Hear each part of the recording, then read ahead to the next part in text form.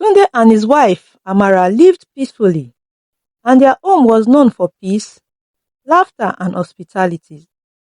Visitors were always welcomed, and the maids worked happily under Amara's gentle care. But one day, Tunde returned home from a journey with another woman named Zara. She was beautiful, bold, and confident, and he announced that she was his second wife. At first, everyone hoped the home would remain peaceful, but from the moment Zara arrived, the air began to change. Zara walked into the compound like someone who already owned it.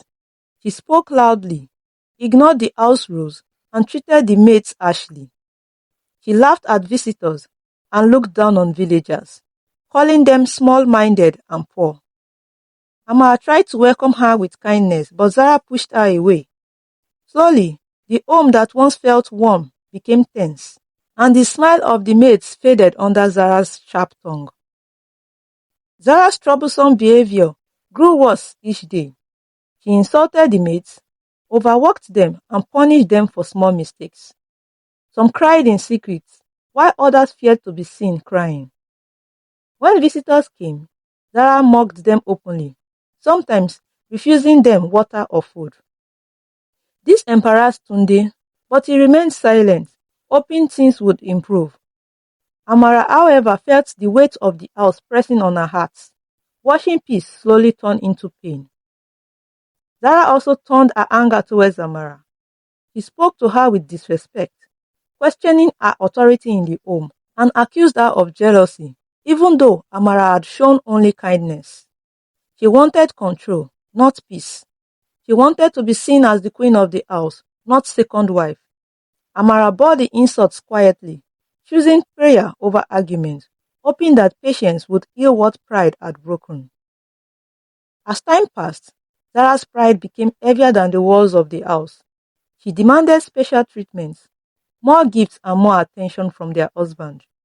If he tried to correct her, he would cry and accuse him of loving Amara more.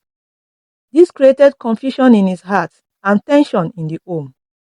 The maids felt trapped and Amara felt alone. Yet she continued her duties, caring for the house and the people in it. One day Zara decided that Amara must be removed completely. He believed that only then would she truly become the queen of the home. She secretly left the village to visit a herbalist who was known for dangerous charms. The herbalist warned her of the consequences because Amara had not hurt or offended her. But Zara ignored the warning because pride and jealousy had eaten deep into her. She returned home feeling powerful, unaware she had invited trouble into her own life. Not long after, Amara fell sick. Tunde became worried as the sickness refused to subside. Instead, it got worse. He called healers, but none could explain the cause. Zara pretended to care, bringing food and water, but inside, she celebrated, believing her plan was working. Amara kept praying and asking God for mercy and healing, and miraculously, her health began to improve. Zara noticed it and decided to use the charm again, but something unexpected happened. Instead of Amara's sickness growing worse, Zara herself fell sick.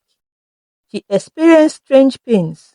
At first, she ignored it, thinking it would pass, but her health continued to decline, and fear slowly replaced her pride. Still, she refused to back down. Zara's condition worsened to the extent that she could no longer walk. The same maid she once insulted now helped her stand, bathed her, and brought her food. Yet she showed no gratitude. Instead, she became more bitter, blaming everyone around her. Amara, though still weak, continued to pray silently for peace and healing. Eventually, Zara began to smell so badly that she could no longer stay in the main house. Tunde moved her to the boys' quarters in the compound, and she saw this as proof of her downfall, even though she still believed she would rise again. Alone in the small quarters, she was busy planning how she would execute more dirty plans when she got better because, to her, Tunde had insulted her by sending her out of the main house. One night, Zara's sickness grew severe. She could not sleep. Her body shook, and her heart was filled with fear. No healer could help her. She felt as though something heavy pressed on her chest, making it hard to breathe. That night, she remembered the herbalist's warning about her actions and the consequences, and for the first time, she feared she might not survive. As Zara's health worsened, Amara's health got better. She could walk again, her appetite improved, and her body regained strength. The maids noticed the change and were happy that God has answered her prayers. Tunde was grateful and relieved, but confused by the sudden reversal of their conditions. While Amara rose, Zara fell. Finally, Zara could no longer bear the pain. She called for Tunde and Amara. With tears in her eyes and a broken voice, she confessed everything. She admitted that she had sought a sham to get rid of Amara, but that she was the one who became sick instead. The room fell silent. Tunde's heart was heavy, realizing he invited the trouble into their home. Zara begged for mercy, saying, "My pride destroyed me. Please, forgive me." Amara listened quietly, her heart full but calm.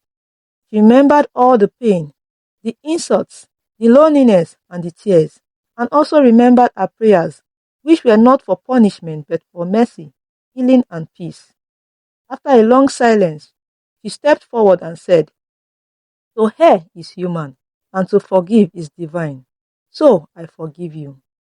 Her words were gentle but heavy.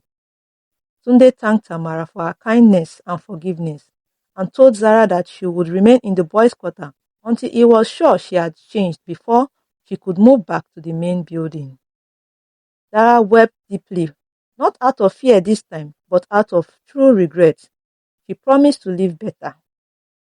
Amara would visit her every morning to pray with her, and gradually she began to get better.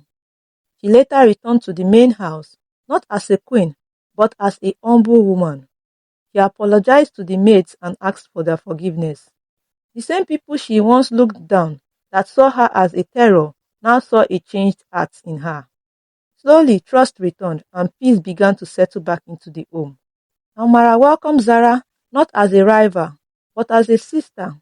They began to cook together, to talk together, and support each other. Tunde felt joy returning to his household, seeing unity where once there was division. The compound once filled with tension now echoed again with laughter, kindness, and shared responsibility. With time, the family became one big happy household.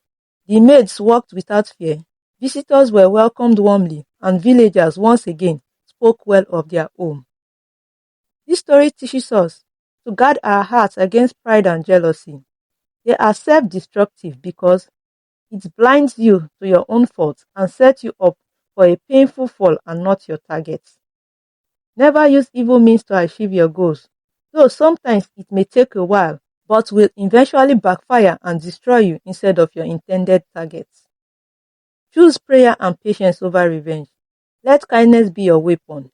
A gentle spirit and compassionate heart are more powerful than cruelty, aggression, and retaliation.